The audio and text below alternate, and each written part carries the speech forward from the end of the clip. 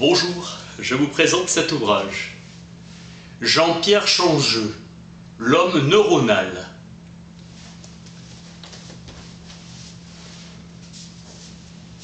L'homme pense avec son cerveau. Sur des papyrus égyptiens était évoquée une description de chirurgie.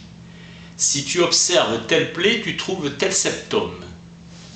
Le cerveau apparaît sous un nom qui lui est propre. Mais pour eux, comme pour les Mésopotamiens ou les Grecs, ce n'est pas le cerveau, mais le cœur, source de vie, qui recèle l'intelligence et sentiment. Lucrèce, c'est là que peur et joie palpitent. Pour Parménide, la pensée et l'être sont une seule et même chose. Le cerveau, citadelle du corps, écrit Démocrite. Le cerveau gardien de la pensée. Il considère que le foyer du désir se trouve dans la joie. La pensée siège désormais dans le cerveau. Hippocrate enrichit la thèse de Démocrite. Platon poursuit. Aristote réactualise que le cœur est le siège des passions et de l'intelligence. Épicure, l'âme ne pense jamais sans image. Toucher un cadavre passait alors pour une chose abjecte. Les criminels étaient utilisés quand ils respiraient encore. Ils observent que les circonvolutions de l'homme sont plus riches. Galien donnera à la physiologie cérébrale ses lettres de noblesse. Galien démontre que le cerveau joue bien le rôle central. Avec Descartes, l'homme est une machine. Du chirurgien égyptien à Hérophile et Érasistrate, de Galien à Némésius, de Gall à Broca, de riches découvertes ont été faites jusqu'à la neurobiologie contemporaine. La connectivité corticale est soumise à un nombre important de règles d'organisation communes à l'ensemble du cortex. Les réseaux sont construits à partir du même nombre de catégories cellulaires. Aucune catégorie cellulaire, aucun type de circuit particulier n'est propre au cortex cérébral de l'homme. La machine cérébrale humaine est identique à celui de la souris. L'événement majeur de l'évolution du cerveau des mammifères est l'expansion du néocortex. Augmentation du nombre total des neurones et donc de la complexité des opérations susceptibles d'être effectuées par le cortex. Ainsi, l'épaisseur du cortex varie. Hans Berger révèle la présence de courants électriques, 1929. Les variations sont très faibles, quelques dizaines de microvolts ou millionièmes de volts. Fréquence moyenne de 10 cycles par seconde. Les ondes de repos sont les ondes alpha. L'amplitude chute brutalement si le sujet ouvre les yeux, de moitié, les ondes bêta ou ondes d'activité. Des tracés distincts de l'encéphalogramme coïncident avec des états distincts de l'activité mentale. Phase de sommeil paradoxal en relation avec le rêve. Corrélation entre activité cérébrale et phénomène électrique. Le signal nerveux ne se propage pas comme le courant dans un fil de cuivre. C'est une onde de négativité, du Bois-Raymond, qui naît au niveau du corps du neurone et se déplace le long de l'axone avec une amplitude constante et une vitesse toujours inférieure à celle du son. La durée de l'influx nerveux ne dépasse pas quelques millisecondes. Les méduses, 0,1 mètre par seconde et 100 mètres par seconde chez les mammifères. Hodgkin et Huxley, 1952, démontrent complètement la mécanique ionique de l'influx nerveux.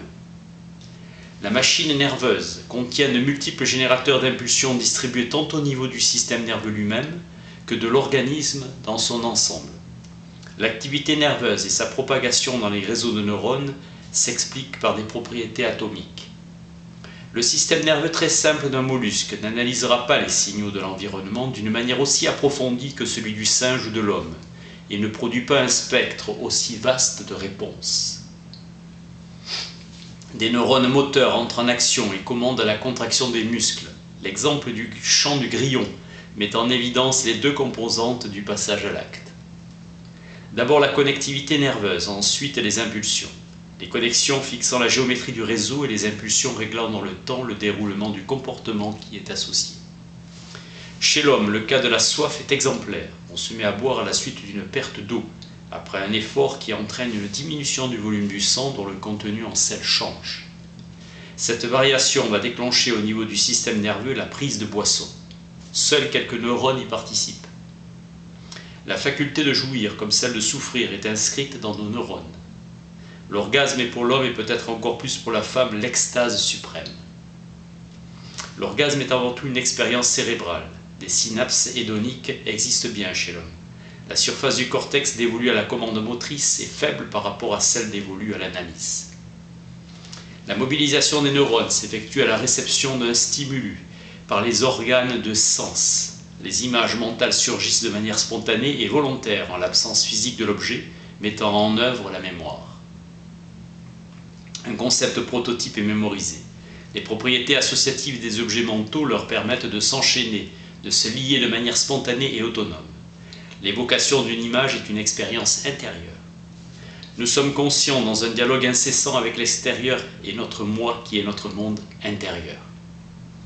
La production d'objets mentaux peut se libérer dans des conditions pathologiques ou artificielles de la régulation imposée par la volonté consciente. Lorsque l'enfant de l'homme naît, ses neurones corticaux ont cessé de se diviser et leur nombre est définitivement fixé. Aucune récupération de ce nombre n'aura lieu en cas de lésion et ne fera que diminuer jusqu'à la mort. Quelle que soit la culture, environ 80% des êtres humains emploient la main droite pour écrire ou pour effectuer des tâches manuelles difficiles. Chez l'homme préhistorique, les mains imprimées en négatif sur les parois des cavernes sont dans 80% des cas des mains gauches. Les individus qui les ont tracées se servaient donc de la main droite pour manier la couleur. Signification négative d'être gauche, signifiant maladroit. Dans le jugement dernier, les bons sont à la droite du Fils de l'homme. Les aires du langage se trouvent dans l'hémisphère gauche du cerveau. Apprendre, c'est éliminer. Non-linéarité dans la complexité du génome et celle de l'organisation cérébrale.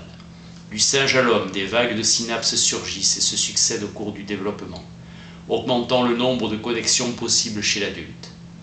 Avec le développement de l'écriture, une mémoire extracérébrale fixe images et concepts dans des latéraux plus stables que neurones et synapses. Interaction réciproque chez l'homme entre le social et le cérébral. Les tranquillisants agissent au niveau du récepteur cérébral d'un neurotransmetteur inhibiteur. Un adulte sur 4 se tranquillise chimiquement. Exaltant son effet, il calme l'angoisse et aide le sommeil. Jean-Pierre Changeux, l'homme neuronal. Merci.